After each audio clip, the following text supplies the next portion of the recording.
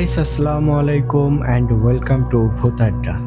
শুরু হয়ে গেল ভূত আড্ডার আরও একটি নতুন এপিসোড। আর বরাবরের মতোই আপনাদের সাথে আছি আমি ইমরান এইচ খান। আজকে আপনাদের জন্য নিয়ে এসেছি পরপর দুইটি ভয়ঙ্কর ঘটনা। তো প্রথমেই আপনারা শুনতে পাবেন আমাদের একজন লিসেনার, আমাদের একজন বন্ধু, যেই বন্ধুটি তার নাম প্রকাশে অনিচ্ছুক। বন্ধুটি আগেও আমাদেরকে একটি দুর্দান্ত ঘটনা লিখে পাঠিয়েছিলেন আব্দুর রহমান কবিরাজের। আজকেও ঠিক তাই, আব্দুর রহমান কবিরাজের আরও একটি দুর্দান্ত ঘটনা তিনি আমাদেরকে লিখে পাঠিয়েছেন। আশা করি এই ঘটনাটি আপনাদের অনেক বেশি ভালো লাগবে। তো আমি শুধু এতটুকুই বলবো, ভাই আপনি যদি আপনার ভিন্ন একটা নাম ব্যবহার করতেন, বা আপনার যে নামটা সচরাচর সবাই চেনে সেই নাম না, আপনার একটা মানুষের কিন্তু শর্টকাট করতে গেলে বেশ কয়েকটা নাম হয়ে যায়, হ্যাঁ? তো সেরকম যদি আপনার একটা নাম আমাদেরকে জানাতেন তাহলে অনেক বেশি খুশি হতাম ভাই। তো আশা করি আগামী ঘটনাতে আপনি আপনার নাম সহ ঘটনা আমাদেরকে পাঠাবেন। কেননা ভাই আসলে নাম না থাকলে কেমন যেন একটা অপূর্ণতা থাকে। তো যাক, আর কথা বাড়াবো না, আপনারা প্রথমেই শুনবেন আব্দুর রহমান কবিরাজের দুর্দান্ত ভয়ঙ্কর একটা ঘটনা। আশা করি এই ঘটনাটি অনেক বেশি এনজয় করবেন আপনারা। তো এরপর থাকছে আপনাদের জন্য আমাদের আরেকজন লিসেনার, আরেকজন বন্ধু অনেক ভাইয়ের লেখা একটি দুর্দান্ত ভয়ঙ্কর পরীর ঘটনা। এই ঘটনাটিও অনেক বেশি লোমহর্ষক। আশা করি সব মিলিয়ে আজকের রাতটি আপনাদের ভয়ঙ্কর একটি রাত হতে যাচ্ছে, কেননা আপনাদের জন্য নিয়ে এসেছি দুইটি ভয়ঙ্কর ঘটনা। তো মূল ঘটনায় যাওয়ার আগে আপনাদেরকে বলতে চাই, আপনারা যারা এখনো আমাদের চ্যানেলটিকে সাবস্ক্রাইব করেননি, দ্রুত সাবস্ক্রাইব করে ফেলুন এবং পাশে থাকা অল অপশনটি সিলেক্ট করে রাখুন, যাতে করে আমাদের পরবর্তী সকল আপডেট সবার আগে আপনার কাছে পৌঁছে যায়। আর আপনারা যারা আমাদেরকে ঘটনা পাঠাতে ইচ্ছুক, আপনারা চাইলেই কিন্তু আমাদেরকে ঘটনা পাঠাতে পারেন। এর জন্য দুইটি ওয়ে আছে। প্রথমত আপনারা সরাসরি আমাদেরকে হোয়াটসঅ্যাপে নক দিতে পারেন, আর আমাদের হোয়াটসঅ্যাপ নাম্বারটি আমাদের ডেসক্রিপশন বক্সে অথবা কমেন্ট বক্সে প্রিন্ট আপ করা আছে। এছাড়াও আপনারা চাইলেই কিন্তু আমাদেরকে ইমেলের মাধ্যমে ঘটনা পাঠাতে পারেন। আর আমাদের ইমেল অ্যাড্রেসটি হচ্ছে bhutadda.stories@gmail.com। আপনাদের জানা শোনা সেরা ভয়ের ঘটনাগুলো আমাদেরকে লিখে কিংবা ভয়েস ক্লিপ আকারে পাঠিয়ে দিতে পারেন। আপনাদের ঘটনার অপেক্ষায় রইলাম। তো এখন আর কথা বাড়াবো না, এখন সরাসরি চলে যাব আজকের প্রথম ঘটনায়। চলুন তাহলে শুনে আসি আব্দুর রহমান কবিরাজের দুর্দান্ত আরও একটি ভয়ঙ্কর ঘটনা।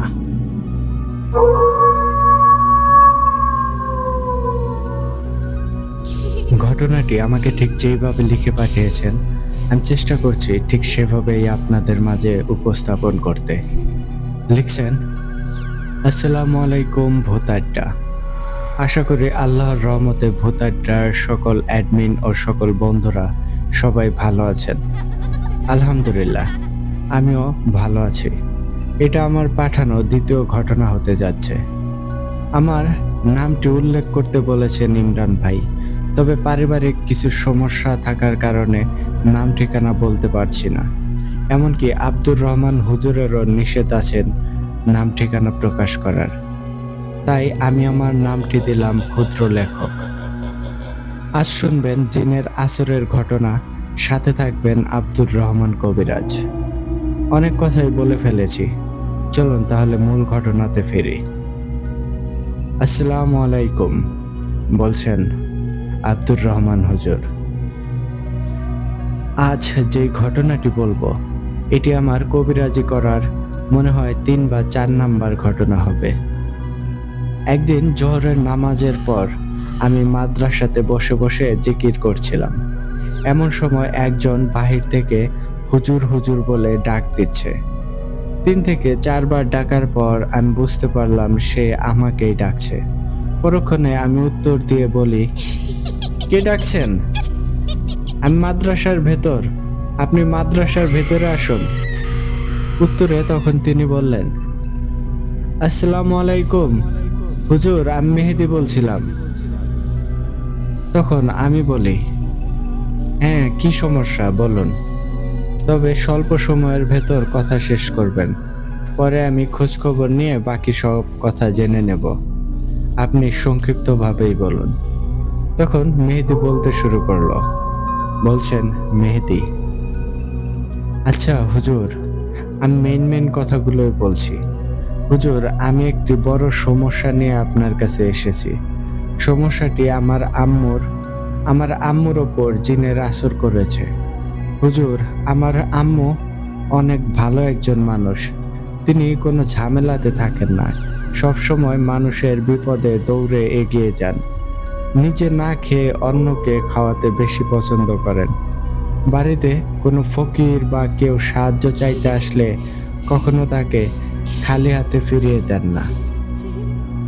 এই সমস্যাটা আমরা কিছুদিন আগেই জানতে পেরেছি। আমার আম্মু অসুস্থ থাকতো সব সময়। দিন দিন রোগা পাতলা হতে শুরু করে। তেমন খেতে পারে না, কিছু মনেও রাখতে পারে না।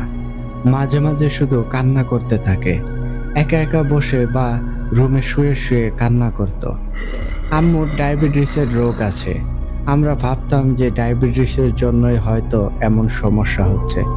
কিন্তু একদিন রাতের বেলায় আম্মুকে আব্বু একটু বকাঝকা করে, তাও আমার জন্য। সেই দিনটি ছিল অমাবস্যার রাত। একটু পরেই আম্মুর ভেতরে পরিবর্তন শুরু হয়।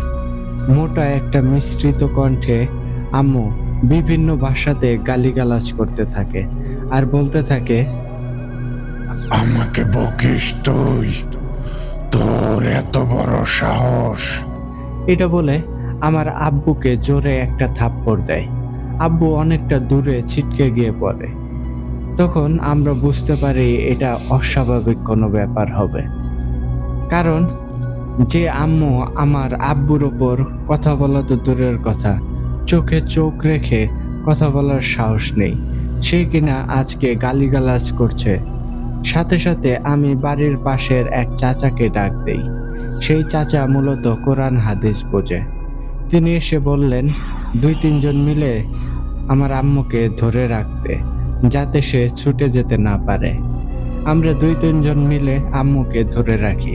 তখন চাচা কোরআন থেকে কিছু আয়াত পড়ে আম্মুর শরীরে ফু দিতে থাকে এবং চাচা আরো বলে যে, তোমরা এখানে যারা আছো সবাই যে যা সূরা পারো পড়ে পড়ে তার শরীরে ফু দাও। সবাই তাই করে, যে যা পারে সূরা পড়ে এবং মোবাইলে সূরা ইয়াসিন, আয়াতুল কুরসি চালু করে ফুল ভলিউমে দেই। প্রায় 1 ঘন্টা পর আম্মু একটু স্বাভাবিক হয়। তো সেই দিন রাতটা এইভাবেই কেটে যায় আমাদের। তো এই ব্যাপারটা নিয়ে আমরা আর তেমন কিছু ভাবি না।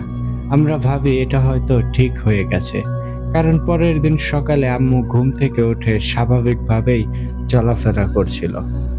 বাড়ির সব কাজকাম ঠিকঠাক মতোই করছিল। তাই আর রাতের ব্যাপারটা আমাদের বাড়ির কেউ পাত্তা দেয় না। এমনভাবে কিছুদিন যায়। পরে শুরু হয় আবার নতুন একরকম কাহিনী। আম্মু হুটহাট যেখানে সেখানে পড়ে যায় আর অজ্ঞান হয়ে যায়। এমনটা কয়েকদিন ধরে হতে থাকে। পরে আমাদের জেলা প্রাইভেট হসপিটালে আম্মুকে ভর্তি করানো হয়। ডাক্তার অনেক টেস্ট দেয়, সবগুলো টেস্ট করানো হয়, তবে আশ্চর্যজনক কোনো সমস্যা ধরা পড়ে না। ডাক্তার বলে শরীর দুর্বল, তাই এমনটা হচ্ছে। 6 দিন হসপিটালে থাকার পর আম্মুকে বাড়িতে আনা হয়। তবে তিনি ধীরে ধীরে এতটা অসুস্থ হয়ে পড়েন যে বিছানা থেকে ওঠার মতো শক্তিও থাকে না। তারপর আমার দাদু বলেন, আচ্ছা একটা কাজ করলে কেমন হয়? মেয়েদের আম্মুর তো ডাক্তারে কোনো সমস্যা পেল না, এখন না হয় একটা হুজুর ডেকে এনে দেখলে মনে হয় ভালো হবে। কারণ একদিন তো তার সাথে অস্বাভাবিক ঘটনা ঘটেছিল। আব্বু ও দাদুর কথা মতো পরের দিন একটা হুজুরকে ডেকে আনে পাশের গ্রাম থেকে। হুজুর এসে আম্মুকে তার সামনে বসিয়ে তার কাজ শুরু করে। কিছুটা সময় পর আম্মুর চোখ লাল হতে শুরু করে আর বিকট একটা চিৎকার করে সেই হুজুরকে উদ্দেশ্য করে আমার আম্মু বলে, এই কুত্তার বাচ্চা, তুই এখানে কেন এসেছিস? আমি তো এতদিন এর সাথে ছিলাম, আর আজ তুই এসেছিস, ভালো হয়েছে। তোকে এরা ডেকে এনে অনেক বড় ভুল করেছে। আমার একে পছন্দ হয়েছিল, তাই এসেছি। তোকে বলছি তুই চলে যা। এখনো যদি নিজের ভালো চাস তাহলে চলে যা। তুই এখানে এসে কাজটা মোটেও ভালো করিস নাই হুজুর। তোর এখানে আসার আগে খোঁজ খবর নিয়ে আসা উচিত ছিল আমার ব্যাপারে। হুজুরের নাম ছিল শামীম হুজুর। তখন শামীম হুজুর বলতে শুরু করে, আমি তোর ব্যাপারে খোঁজ নিয়ে আসব। তুই এমন কি হয়ে গেছিস, আমার দেখার আছে তোকে। এই বলে হুজুর একটা চিকন কাঁচা বাঁশ থেকে কঞ্চি আনতে বলেন এবং সেই কঞ্চি দিয়ে মাটিতে আঘাত করতে থাকেন। কিন্তু আম্মুর উপর ভরকৃত জিনের কিছুই হয় না। আম্মু আরো হাসতে থাকে। তখন শামীম হুজুর একটু ঘাবড়ে যান। তারপর একটা পরিষ্কার পাত্রে পানি আনতে বলেন শামীম হুজুর। আমিও একটা পরিষ্কার পাত্রে পানি এনে হুজুরের সামনে দিলাম। হুজুর কিছু একটা পরে 3 বার পানিতে ফু দেন। পানিতে ফু দিয়ে হুজুর পিছনে সরে আসে আর ভয়ে ভয়ে বলতে শুরু করে, এ আমি কোথায় আসলাম? আমার আগে সবকিছু খোঁজ খবর নিয়ে আসা দরকার ছিল। আমার দাদু তখন শামীম হুজুরকে বলে, কি হয়েছে হুজুর?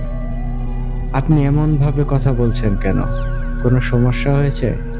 তখন শামীম হুজুর বলে, এই জিন অনেক শক্তিশালী। আমি বা আমার সাথে থাকা আমার জিন এর কাছে কিছুই না। এই জিনের ব্যাপারে আমি আর কিছুই বলতে পারবো না। আপনারা অন্য কারো কাছে যান। এই বলে হুজুর তাড়াতাড়ি দৌড় দিয়ে আমাদের বাড়ি ত্যাগ করেন। এমন সময় আমার আম্মুর ওপর ভরকৃত জিনটা বলে ওঠে, এই হুজুর, কোথায় যাস? আমাকে তাড়াবি না। আমি তো তোকে আগেই বললাম আমার ব্যাপারে খোঁজ খবর নিয়ে তারপর তোর আসা উচিত ছিল।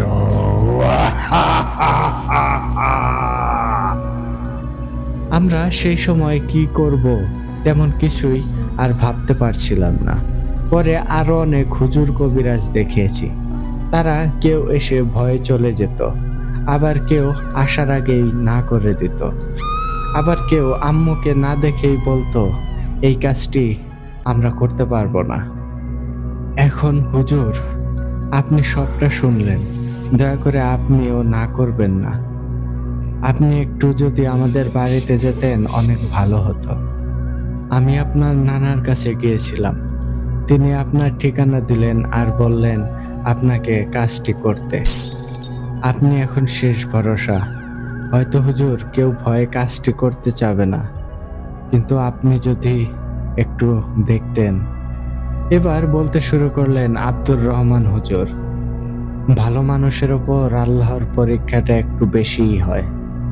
আচ্ছা আচ্ছা, আমি সবটা শুনলাম, আপনি বাড়ি চলে যান।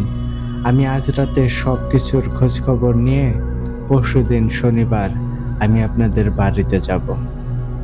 আমি তো শনি মঙ্গলবার ছাড়া কাজ করি না, তো আগামী পরশুদিন অবধি আপনারা অপেক্ষা করেন।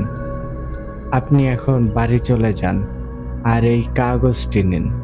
এই 2 দিন আপনি আপনার আম্মুকে এই কাগজ ভিজিয়ে 3 বার করে পানি খাওয়াবেন, আর যতটা পারেন আয়াতুল কুরসি পড়ে পড়ে আপনার আম্মুর শরীরে ফু দেবেন। বাকি কাজ আমি শনিবারে গিয়ে করব। আমার থেকে বিদায় নিয়ে মেহেদি নামক ছেলেটি চলে যায়। আমি রাতে ঈশার নামাজ শেষ করে কিছু আমল করি, স্মরণ করি আমার বন্ধু জিন মুত্তাকিম ইবনে হাকিমকে। সাথে সাথে আমার রুমটি শীতল হয়ে যায়। একটা মিষ্টি সুবাস ছড়িয়ে পড়ে এবং সুন্দর কণ্ঠে বন্ধু জিন মুত্তাকিম ইবনে হাকিম আমাকে সালাম দেয়। আমি সালামের উত্তর দিই। এরপর মেহেদির মায়ের সাথে যা যা হচ্ছে সকল কিছু খুলে বললাম তাকে।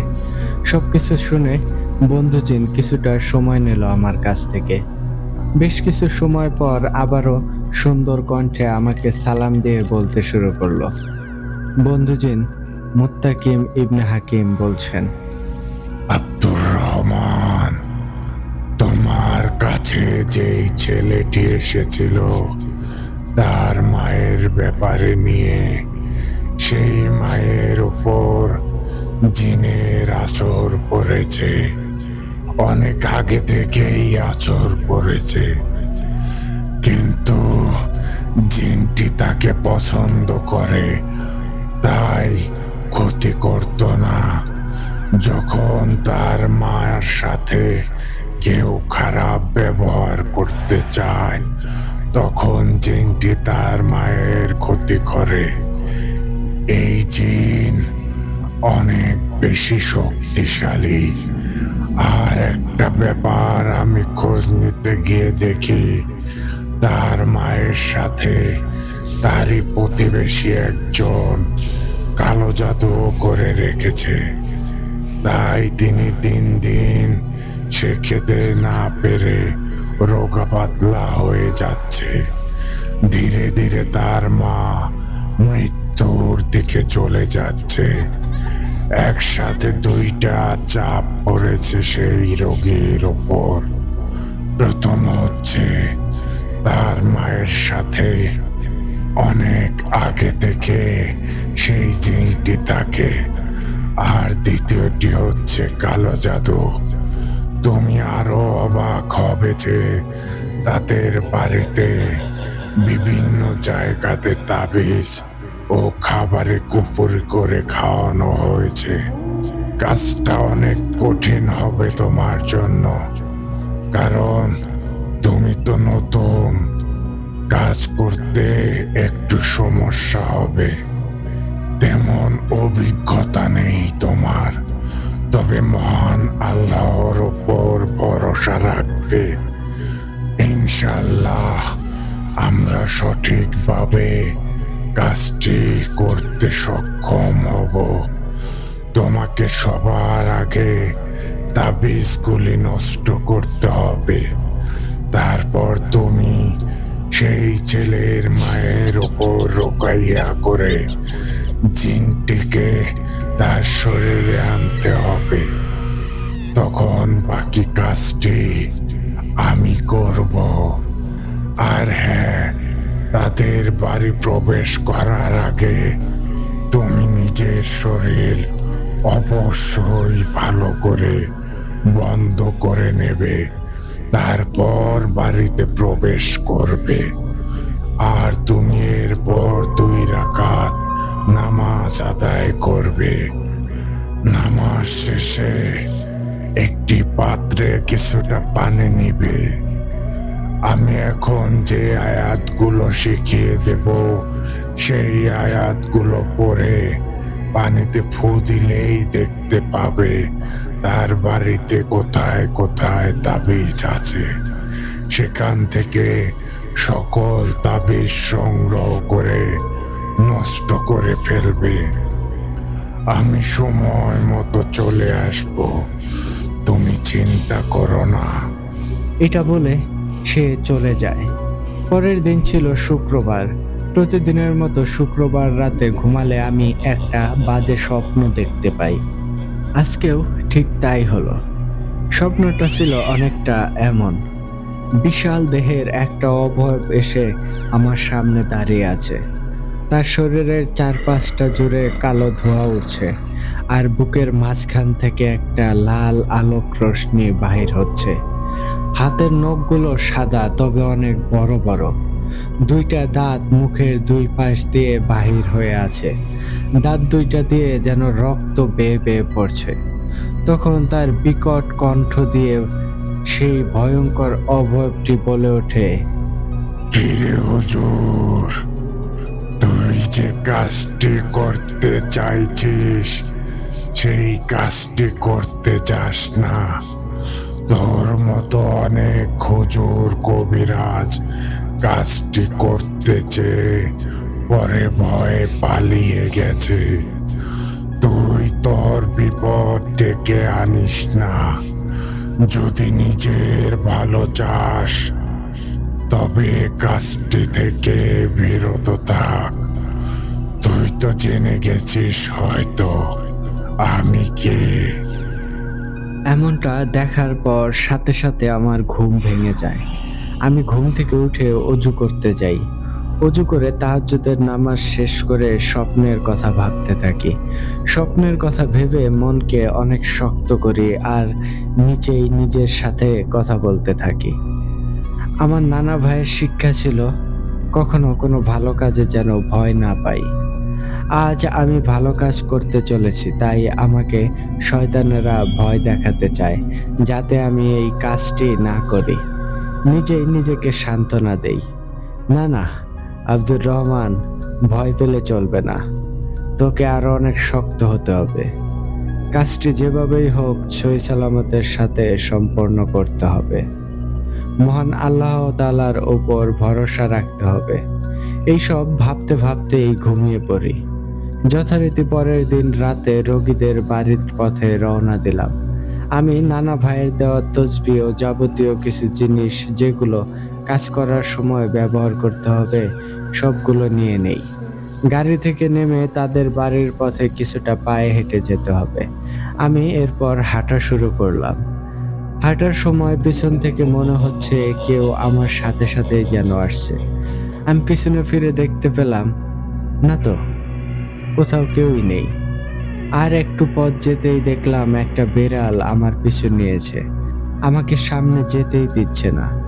আমি বুঝতে পারলাম এটা বিড়াল না, কারণ আকারে অনেকটাই বড় আর কালো, চোখটা জল জল করছিল। বিড়ালটি আমার তাদের বাড়িতে যেতে দেবে না, তাই এমনটা করছে, বিভিন্নভাবে ভয় দেখাচ্ছে। আমি সাথে সাথে শরীরটা বন্ধ করি এবং রাস্তার পাশ থেকে কিছুটা ধুলামাটি নিয়ে তাতে কিছু পবিত্র আয়াত পড়ে ফু দিয়ে সামনের দিকে ছুঁড়ে মারি। এতে বিড়ালটি চিৎকার করে বাতাসের সাথে মিশে গেল। আমিও এদিক ওদিক না দেখে তাড়াতাড়ি তাদের বাড়িতে গিয়ে পৌঁছালাম। বাড়ির ভেতর থেকে একজন এসে আমাকে সালাম দিল। আমিও সালামের উত্তর নিলাম।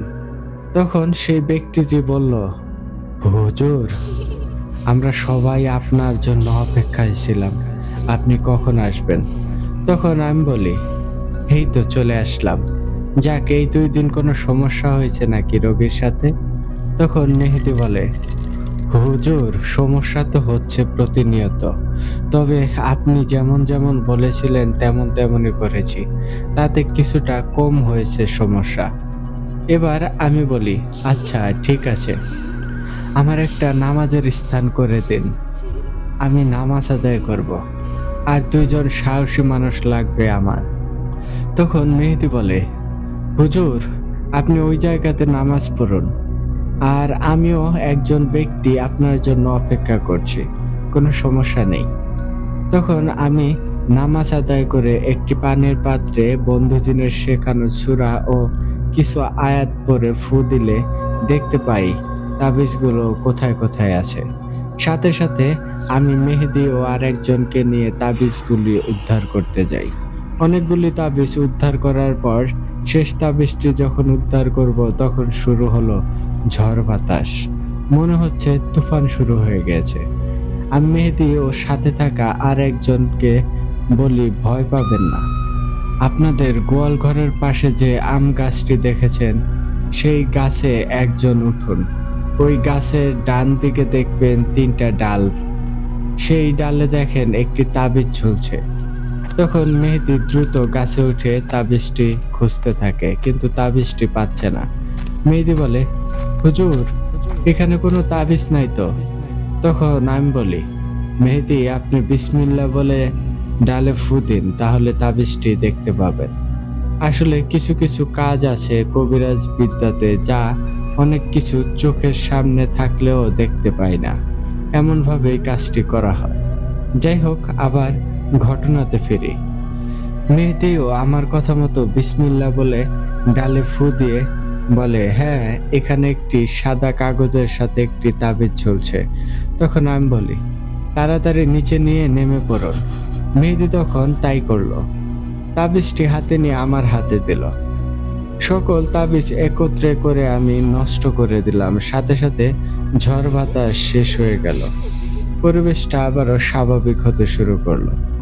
তাবিজগুলো সব নষ্ট করে এবার আমি এক জায়গাতে বসলাম আর মেহেদির আম্মুকে আমার সামনে আনতে বললাম। মেহেদির আম্মুর ওপর ভরকৃত জিন তো তাড়াতে হবে। মেহেদি তার আম্মুকে আনতে চাইলো, কিন্তু তার আম্মু আসতে রাজি না। জোরে জোরে কথা কাটাকাটি হচ্ছে। আমি শুনে বুঝতে পারলাম। তখন আমি বলি, জোর করে 2-3 জন মিলে ধরে নিয়ে আসুন। তখন তার আম্মুকে জোর করে এনে আমার সামনে বসানো হলো। এবার আমি আমার কাজ শুরু করলাম। একটি কলমে কিছু চিত্র এঁকে কাটাকাটি করলাম। রুকাইয়া শুরু করলাম। একটু পরে সেই জিন মেহেদির আম্মুর শরীরে প্রবেশ করে। এরপর বলতে শুরু করে, কিরে হুজুর, তোর এত সাহস! এত কিছু হওয়ার পরও তুই এই কাজটি করতে এসেছিস। সকল তাবিজ নষ্ট করেছিস, তাতে আমার কোনো সমস্যা নাই। আমি তো ওকে পছন্দ করি, আমি ওর কোনো ক্ষতি করি নাই। একে তো একজন মেরে ফেলার জন্য কালো জাদু করেছে, আমি তো ক্ষতি করি নাই।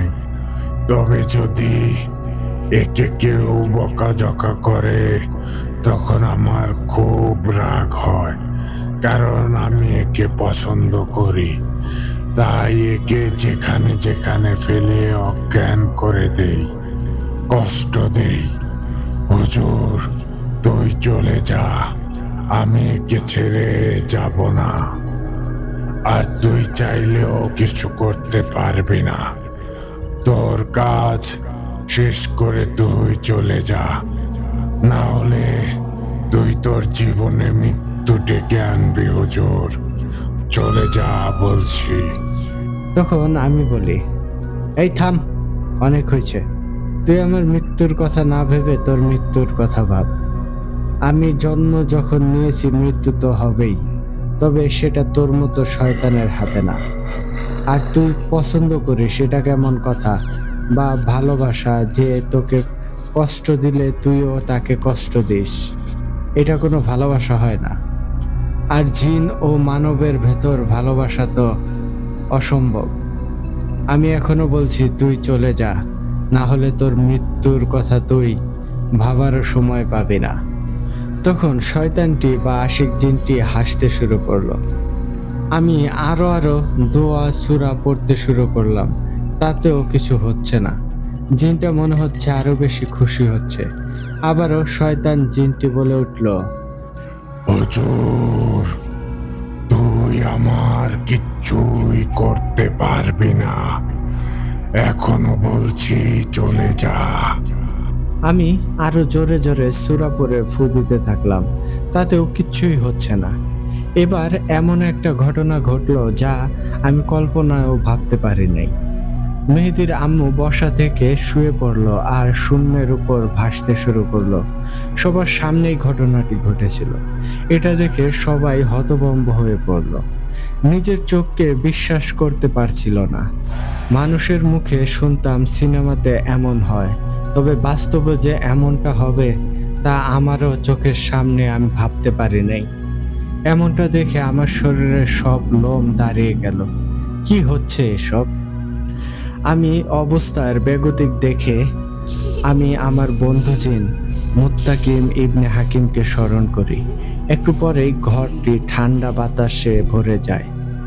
তখন সালাম দিয়ে বলতে শুরু করলো আমার বন্ধু জিন মুত্তাকিম ইবনে হাকিম, হুজুর, আপনি চিন্তা করবেন না, আমি তো আছি। এই শয়তান হয়তো বুঝতে পারে নাই সে কার সাথে কি বলছে। হুজুর, এখন যা হবে সেটা দেখার মতো শক্তি নিয়ে বসে থাকুন। এই কথা বলার সাথে সাথে বন্ধু জিন মুত্তাকিম ইবনে হাকিমের এমন একটা দৈত্য রূপ ধারণ করলো, আমি দেখেই হতভম্ব হয়ে পড়েছি। কারণ আমি তো এমন কাজ আগে তেমন একটা করে নাই। আর নানা ভাইয়ের বলা কথাগুলো ধীরে ধীরে মিলে যাচ্ছে। কে এই বন্ধু জিন, কেমন তার শক্তি, আমি নিজের চোখকে বিশ্বাস করাতে পারছিলাম না। অল্প বয়সের বাচ্চা থেকে দৈত্য দেহ ধারণ করলো, হাত পা সকল কিছু এতটাই মোটা তার দেহের মতো, শরীরের লোমগুলো দিয়ে আগুনের বিজলি ঝরে পড়ছে, চোখ দিয়ে তার লাল আলো বাহির হচ্ছে। এমন রূপ দেখে সেই শয়তান জিন ভয় পেয়ে গেল আর শূন্য থেকে নিচে নেমে আসলো আর বলতে শুরু করলো। কে আপনি?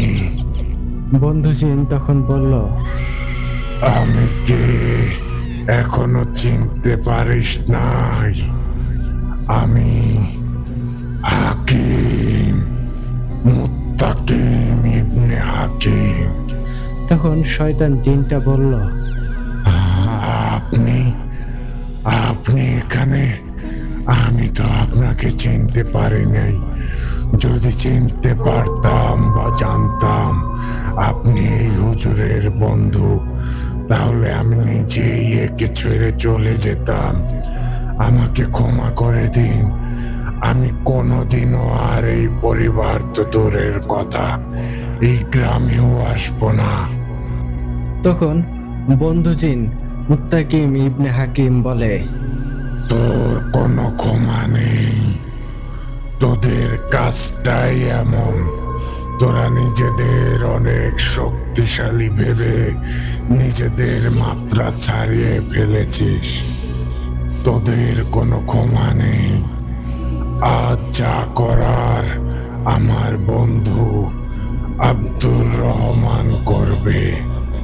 এমন কথা শুনে জিনটি আরো ভয় পেতে শুরু করে, পালানোর অনেক চেষ্টা করে কিন্তু কেন যেন পালাতে পারে না। বন্ধু জিন মুত্তাকিম ইবনে হাকিম আমাকে উদ্দেশ্য করে বলে, আব্দুর রহমান, তুমি ওকে হত্যা করো যাতে সে আর কারো ক্ষতি করতে না পারে। কারণ আমি চাইলে তাকে নিমিষেই মেরে ফেলতে পারতাম, কিন্তু সে আমার কাছে ক্ষমা চেয়েছে, তাই কাজটি তোমাকে করতে হবে। তাকে হত্যা না করলে সে আরো অন্যান্য পরিবারকে ধ্বংস করবে। আমিও বন্ধু জিনের কথা মতো আমার হাতটিকে কোরআনী শক্তি দ্বারা তলোয়ার হিসেবে তৈরি করে মেহেদির মায়ের গলাতে হাতটি রেখে তলোয়ারের মতো চালাতে শুরু করলাম। এতে মেহেদির মা চিৎকার করতে করতে অজ্ঞান হয়ে শুয়ে পড়ল। আমি পবিত্র পানি তার চোখে মুখে ছিটিয়ে দিলাম। একটু পরে তার জ্ঞান ফিরে আসলো। আমি বলি, আলহামদুলিল্লাহ, সব বিপদ কেটে গেছে। এখন রোগীর শরীর কিছুটা ব্যথা থাকবে। আপনারা ডাক্তার দেখিয়ে ওষুধ দিয়ে তাকে 2-1 দিন খাওয়াবেন। ইনশাল্লাহ সব ঠিক হয়ে যাবে। আর কিছু নিয়ম দিয়ে তাদের সাথে কিছু কথা বলে আমিও আমার বন্ধু জিন চলে আসি। তো আজ এটাই ছিল ঘটনা। যেহেতু নতুন নতুন লেখালেখি করছি, ভুল ত্রুটি থাকতে পারে, তবে সেই ভুল ত্রুটি দয়া করে ক্ষমা সমৃদ্ধ দৃষ্টিতে দেখবেন। ও আরেকটি কথা, আমার কাছে গ্রাম বাংলার একটা ঘটনা আছে। যদি আপনারা গ্রাম বাংলার ঘটনা শুনতে চান তাহলে কমেন্ট করে জানাবেন। আমি তাহলে নিশ্চয়ই নিয়ে আসবো গ্রাম বাংলার ঘটনাটি। সবাই ভালো থাকবেন ও আমার জন্য দোয়া করবেন। আল্লাহ হাফেজ।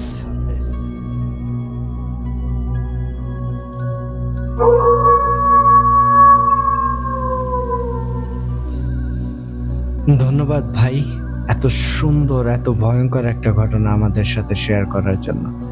আমার মনে আছে এর আগে আব্দুর রহমান কবিরাজের আরো একটা ঘটনা দিয়েছিলেন। সেই ঘটনাটিও বেশ ভয়ঙ্কর রকমের ছিল আর কি। আমি পার্সোনালি অনেক বেশি পছন্দ করেছিলাম। এবারও ঠিক তাই ভাই, আপনার এই ঘটনাটিও অনেক বেশি দুর্দান্ত, অনেক ভয়ঙ্কর ছিল ভাই। অনেক ভালো লেগেছে। আপনি যদিও আপনার নামটা মেনশন করেছেন ক্ষুদ্র লেখক নামে, কিন্তু ভাই আমি আসলে আপনার অরিজিনাল নামটা শুনতে চাচ্ছি, বা আপনার অরিজিনাল নামই আছে না, এক একজন মানুষের তো একাধিক নাম থাকে। তো একটা নাম ভাই ঘটনার সাথে যদি জুড়ে দিতেন না, একদম পুরা শোনায় সোহাগা হয়ে যেত, মানে পুরোপুরি একটা পরিপূর্ণতা পেত। তো ধন্যবাদ ভাই এত সুন্দর একটা ঘটনা আমাদের সাথে শেয়ার করার জন্য, আমাদের পাশে থাকার জন্য। আশা করি আপনি আপনার জানাশোনা আরো ঘটনা আমাদেরকে পাঠিয়ে দেবেন। আপনি যেহেতু বলেছেন আপনার কাছে গ্রাম বাংলার ঘটনা আছে ভাই, আমি পার্সোনালি গ্রাম বাংলার ঘটনাগুলো অনেক বেশি পছন্দ করি। আপনার কাছে যদি গ্রাম বাংলার ওইরকম দুর্দান্ত ভয়ঙ্কর ঘটনা থাকে তাহলে অবশ্যই কিন্তু ভাই পাঠিয়ে দিতে দেরি করবেন না। যত দ্রুত সম্ভব পাঠিয়ে দিন। তো এই ছিল আমাদের প্রথম ঘটনা। আশা করি আমাদের শ্রোতা বন্ধুদের অনেক বেশি ভালো লেগেছে। তো বন্ধুগণ, আপনারা কিন্তু অবশ্যই কমেন্ট করে জানাতে পারেন আমাদের আজকের এই আব্দুর রহমান কবিরাজের ঘটনাটি আপনাদের কাছে কেমন লেগেছে। তো এখন আর কথা বাড়াবো না, সরাসরি চলে যাব আজকের এপিসোডের দ্বিতীয় ঘটনায়। চলুন তাহলে শুনে আসি অনিক ভাইয়ের লেখা ভয়ঙ্কর পরীর ঘটনাটি।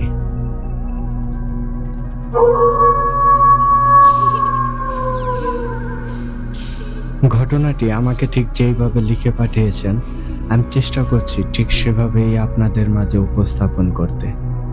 লিখছেন, আসসালামু আলাইকুম ইমরান ভাই ও ভূতাড্ডার সকল শ্রোতাবৃন্দ। আমি অনিক, আমার বাসা সাভার।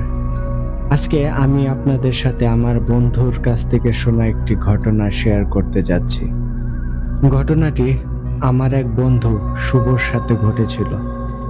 ও ঢাকার একটি প্রাইভেট ইউনিভার্সিটির ছাত্র ছিল তখন। বিশ্ববিদ্যালয় বন্ধ হওয়ায় ও ভাবলো যে কিছুদিনের জন্য গ্রামের বাড়ি থেকে ঘুরে আসবে। ওদের গ্রাম খুলনার কোনো একটি জায়গায়। যেই ভাবা সেই কাজ। পরের দিন দুপুরে ও বাসে উঠে পড়ল। খুলনা পৌঁছাতে পৌঁছাতে প্রায় রাত 9টা বেজে গেল। ওদের গ্রামটি ছিল প্রত্যন্ত অঞ্চলে। ভৈরব নদী পার হতে হয় সেখানে যেতে হলে। নদী যখন পার হতে গেল তখন অলরেডি রাত 11টা। গ্রাম অঞ্চলে রাত 11টা মানে অনেক রাত। ও ভ্যান বা রিক্সা পাবার অনেক খোঁজাখুঁজি করলো কিন্তু পেল না। অবশেষে পায়ে হেঁটে যাবে বলেই সিদ্ধান্ত নিল। বাড়ি যাবার পথঘাট সবই ওর ভালো করে চেনা, আর আকাশে সেদিন চাঁদের আলো ছিল, তাই কোনো কষ্ট হয়নি। ও হাঁটছে। হাঁটতে হাঁটতে হঠাৎ পুরনো প্রতাপ জমিদার বাড়ির সামনে চলে আসলো। ঠিক তখনই ঝুমঝুম করে বৃষ্টি শুরু হলো। রাত তখন 12টা।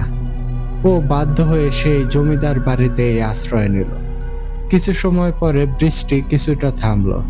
তখনও ঝিরঝির করে বৃষ্টি পড়ছিল। ও তখন সিদ্ধান্ত নিল যে এর ভেতরেই ও রওনা দেবে। তাই করলো।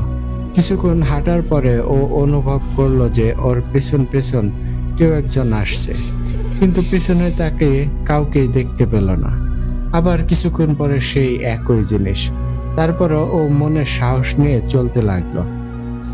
ও ভূত প্রেতে তেমন একটা বিশ্বাস করতো না, কিন্তু এরপর আবার কিছুক্ষণ পরে একই ঘটনা ঘটলো। এবার ও পিছনে তাকিয়ে দেখলো একটি মেয়ে। আর তখনই আবার জোরে বৃষ্টি শুরু হলো। ও তখন পাশের একটি বড় বটগাছের নিচে গিয়ে দাঁড়ালো। সঙ্গে সঙ্গে মেয়েটিও ওর পাশে গিয়েই দাঁড়ালো। মেয়েটি হঠাৎ বলল, আপনি রহমান চেয়ারম্যানের নাতি না? তখন ও বলল, হ্যাঁ, কিন্তু আপনি আমাকে চিনলেন কিভাবে? আপনাকে তো কখনো আমি দেখিনি। তখন মেয়েটি বলে, আমাকে অনেকেই চেনে না, কিন্তু আমি সবাইকেই চিনি। মেয়েটির এরকম অদ্ভুত কথায় কিছুটা বিস্মিত হলাম। এরপর মেয়েটি বলল, ওই যে তাল গাছগুলোর পাশে যে একটি ঘর দেখছেন, ওইটাই আমাদের ঘর। আমি আর আমার দাদি থাকি। আজ রাতে মনে হয় না বৃষ্টি থামবে। চলুন আমাদের ঘরে, কাল সকালে না হয় আপনাকে পৌঁছে দেওয়া যাবে। শুভ প্রথমে কিছুটা ইতস্তত হলেও পরে রাজি হলো এবং মেয়েটির সাথে গেল। গিয়ে দেখলো ওর দাদি দরজায় দাঁড়িয়ে আছে। ওকে দেখেই বলল, আসছো বাবা, তোমার জন্যই অপেক্ষা করছি। বুড়ির এরকম কথায় আমি অনেকটাই অবাক হলাম, কিন্তু কেন যেন এক অদ্ভুত টানে ও কিছু না বলে ঘরে ঢুকে পড়লাম। এরপর বৃদ্ধা ওর মাথা মোছার জন্য একটি পুরনো কাপড় দিল, আর ওনার নাতনিকে বলল যে ওকে কলপাটটা দেখিয়ে দে। মেয়েটি শুভকে কলপারে নিয়ে গেল। ফ্রেশ হয়ে ফিরতে ফিরতেই ও দেখলো যে হরেক রকম খাবার নিয়ে বৃদ্ধা ওর জন্য বসে আছে। ও খাবার খেলো। খাওয়ার পরে ওকে পাশে একটি রুমে ঘুমের ব্যবস্থা করা হলো। ও আর কথা বাড়ালো না, খেয়ে দিয়ে তারপর ওই রুমে গিয়ে ঘুমিয়ে পড়লো। হঠাৎ করেই ঘুম ভেঙে গেল। ও দেখলো সেই মেয়েটি আস্তে আস্তে ধাক্কা দিচ্ছে ওকে ওঠার জন্য। ওকে বলল, চুপ, দাদি ঘুমাচ্ছে, চলেন বৃষ্টিতে ভিজি। ওরও মন্দ লাগলো না, রাজি হয়ে গেল। দুজনে বৃষ্টিতে ভিজছে, খুবই মজা করছে। হঠাৎ দেখলো মেয়েটি ওর পাশে নেই। ও চারদিকে তাকিয়ে অনেক খোঁজাখুঁজি করলো, কিন্তু মেয়েটিকে পেল না। হঠাৎ একটা হাসির শব্দ শুনতে পেল। অদ্ভুত সেই হাসি। হাসির উৎস খুঁজতে গিয়ে ও যখন পাশের পুকুর পাড়ে তাকালো, তখন ও যেই দৃশ্য দেখলো তা চরম ভয়ঙ্কর। ও দেখলো সেই মেয়েটির পায়ের পাতা দুইটা ও সম্পূর্ণ উল্টো হয়ে আছে। সারা গায়ে অসংখ্য বড় বড় লোম, আর চোখ দুটোতে গভীর গর্ত, আর লম্বায় প্রায় 10 ফিটের মতো হবে। আরো ভয়ঙ্কর ব্যাপার হলো, ও দেখলো মেয়েটার পাশেই সেই বৃদ্ধা দাঁড়িয়ে, কিন্তু সে আগের মতোই আছে, আর সে একটি জীবন্ত মুরগির পালক টেনে টেনে ছিঁড়ছে। এরপর চিবিয়ে চিবিয়ে সেই জীবন্ত মুরগিটাকে খাচ্ছে। এই দৃশ্য দেখে ও সাথে সাথে প্রাণপণে দৌড়াতে শুরু করলো। সেই পুকুরটার উপর একটা শাঁখো ছিল। ও সেই শাঁখো পার হতে লাগলো। পিছনে ফিরে দেখলো সেই বুড়িটাও ওর পিছ পিছ আসছে, আর শাঁখোটাকে অনেক জোরে জোরে দোলাচ্ছে। ও তখন আয়াতুল কুরসি পাঠ করছে। প্রাণপণে দৌড়াতে দৌড়াতে ও কোনো রকমে শাঁখোটা পার হলো। দেখতে পেল বুড়ি তখন প্রায় অর্ধেক পথ পাড়ি দিয়েছে। ও যেন শাঁখোটা পার হয়ে ক্লান্ত হয়ে গেল, আর যেন পা চলছে না। তারপরে ও আবার দৌড়াতে আরম্ভ করলো। প্রাণপণে দৌড়ে ও ওদের বাড়িতে পৌঁছালো। বাড়ির উঠানে পৌঁছাতেই জোরে চিৎকার শুরু করলো।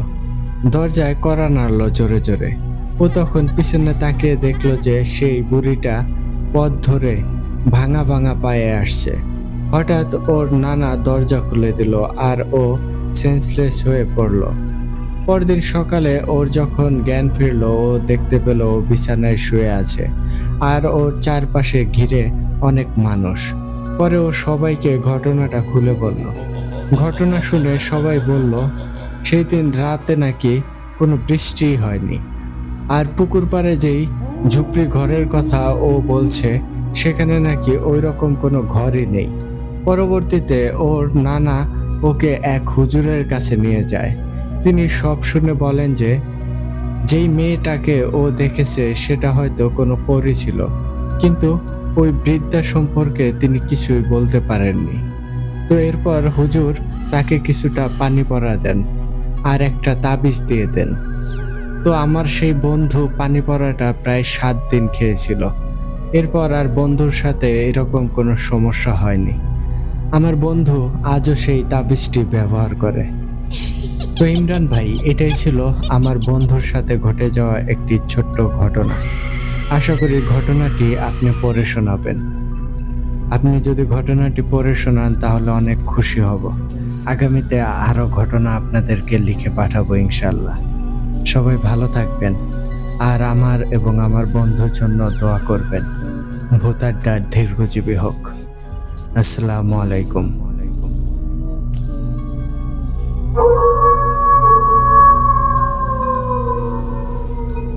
ধন্যবাদ অনেক ভাই, এত সুন্দর, এত দুর্দান্ত একটা ভয়ঙ্কর ঘটনা আমাদের সাথে শেয়ার করার জন্য। মানে গ্রাম বাংলার ঘটনাগুলো ভাই আমি সবসময় অনেক বেশি পছন্দ করি। এটাও ঠিক তাই ছিল। আমার কেন যেন মনে হয় বিশেষ করে গ্রাম বাংলায় যখন অতিরিক্ত অন্ধকার, যেটাকে আমরা অমাবস্যা বলি, অমাবস্যা বা অতিরিক্ত জ্যোৎস্না রাত, তারপরে এরকম বৃষ্টির রাত, এই রাতগুলোয় মনে হয় জিনভূতের সাথে একটা এক্সট্রা কানেকশন আছে। কেননা যতগুলো ঘটনা শুনতে পাই প্রায়গুলাই এর মধ্যেই সীমাবদ্ধ। মানে কেমন যেন একটা কানেকশন আছে। ধন্যবাদ অনেক ভাই এত সুন্দর, এত ভয়ঙ্কর একটা ঘটনা আমাদেরকে উপহার দেওয়ার জন্য। ভাই আপনার কাছে এরকম আরো ঘটনা থাকলে ভাই দ্রুত আমাদেরকে পাঠিয়ে দিন। সত্যিই ভাই খুব ভালো লেগেছে আপনার এই ঘটনাটি। তো লিসেনার্স আপনারা কিন্তু অবশ্যই জানাবেন অনিক ভাইয়ের এই ঘটনাটি আপনাদের কাছে কেমন লেগেছে। আমার কাছে তো অনেক বেশি স্ক্যারি লাগছে। কারণ যখন আমি রেকর্ডিং করছিলাম মানে ওই জিনিসটা যখন ওই যে আ মানে অনিক ভাইয়ের সেই বন্ধুটা যখন আগে দৌড়াচ্ছিল আর পিছনে সেই বুড়িটা আসছিল। একবার ইমেজিন করেন তো, চোখ বন্ধ করে একবার ভাবুন তো আপনি রাস্তা দিয়ে এভাবে অন্ধকার রাতে দৌড়াচ্ছেন। আর পিছে তাকিয়ে দেখতে পাচ্ছেন যে একটা বুড়ি আপনার পিছে আসছে। অস্থির ভাই এক কথায় আমার বলার ভাষা নেই। এতটা দুর্দান্ত লেভেলের ভয়ানক ছিল। ইভেন এখনো আমার শরীরের লোমগুলো দাঁড়িয়ে যাচ্ছে। ধন্যবাদ অনিক ভাই এত সুন্দর ঘটনা আমাদেরকে দেওয়ার জন্য। অনিক ভাই, তারপর আমাদের আব্দুর রহমান কবিরাজের লেখক ভাই, আপনাদের অসংখ্য ধন্যবাদ জানাই। তো এই ছিল আজকের এপিসোডের আয়োজন। আশা করি আপনাদের অনেক বেশি ভালো লেগেছে। তো আমি ইমরান এইচ খান চলে যাওয়ার আগে আপনাদেরকে বলবো, আপনারা যারা এখনও আমাদের চ্যানেলটিকে সাবস্ক্রাইব করেননি দ্রুত সাবস্ক্রাইব করে ফেলুন এবং পাশে থাকা অল অপশনটি সিলেক্ট করে রাখুন, যাতে করে আমাদের পরবর্তী সকল আপডেট সবার আগে আপনার কাছে পৌঁছে যায়। আর আপনারাও যদি আমাদেরকে ঘটনা পাঠাতে চান সেই ক্ষেত্রে আমাদের হোয়াটসঅ্যাপ নাম্বারটি আমাদের ডেসক্রিপশন বক্সে অথবা কমেন্ট বক্সে প্রিন্ট আপ করা আছে। এছাড়াও আপনারা চাইলে কিন্তু আমাদেরকে ইমেলের মাধ্যমেও ঘটনা পাঠাতে পারেন। আর আমাদের ইমেল অ্যাড্রেসটি হচ্ছে bhutadda.stories@gmail.com। আপনাদের জানা শোনা সেরা ভয়ের ঘটনাগুলো আমাদেরকে লিখে কিংবা ভয়েস ক্লিপ আকারে পাঠিয়ে দিতে পারেন। আর আপনাদের কাছে অনুরোধ রইল, আপনারা দয়া করে কেউ কোনো কপি ঘটনা আমাদেরকে পাঠাবেন না। আপনাদের নিজস্ব ঘটনা থাকলে সেগুলোই আমাদের সাথে শেয়ার করুন। অযথা কারো ঘটনা কপি করে বা অন্য কোথাও ঘটনা প্রকাশ হয়েছে সেই ঘটনাগুলো আমাদেরকে দেবেন না। আমরা সেই ঘটনাগুলো পড়তে ইচ্ছুক না। কেউ যদি এরকম ঘটনা পাঠান তাহলে সেক্ষেত্রে দুঃখিত ভাই, আমরা সেই ঘটনাগুলো প্রকাশ করতে পারবো না। ইতিমধ্যেই আমাদের বেশ কিছু লিসেনার এরকম বেশ কয়েকটা ঘটনা দিয়েছে যা আমরা পরে বুঝতে পেরেছি যে এই ঘটনাগুলো অলরেডি অন্য কোনো প্ল্যাটফর্মে পাবলিশড হয়েছে, যার জন্য ঘটনাগুলো কিন্তু সুন্দর হওয়া সত্ত্বেও আমরা প্রকাশ করতে পারছি না। আশা করি আপনারা আপনাদের নিজস্ব জানাশোনা ভয়ঙ্কর ঘটনাগুলোই আমাদেরকে দেবেন। তো অনেক কথাই বলে ফেললাম, আজকের মতো আমি এখানে বিদায় নিচ্ছি। কথা হচ্ছে আগামী এপিসোডে নতুন আর দুর্দান্ত কোনো ভয়ঙ্কর ঘটনা নিয়ে। টিল দেন সবাই ভালো থাকুন, সুস্থ থাকুন, আর হ্যাঁ ভূত আড্ডার সাথেই থাকুন। আসসালামু আলাইকুম।